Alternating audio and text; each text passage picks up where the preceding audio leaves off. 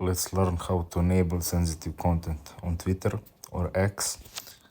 I will show you this tutorial on iPhone, but you can follow up with any other device you want. Technically, I will show you this tutorial on browser, because if you have a similar problem like me, for example, on application, it won't let me see sensitive content. Box, as you can see here, there is no setting or option for sensitive content.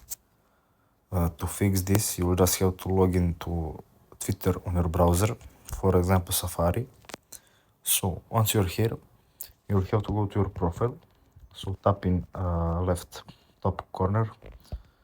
Now scroll down and click on this setting and privacy option. This will open settings menu.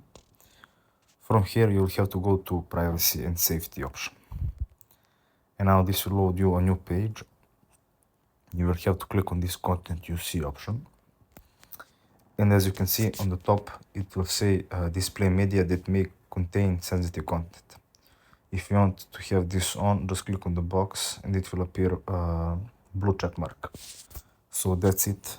Thanks for watching and see you in the next video.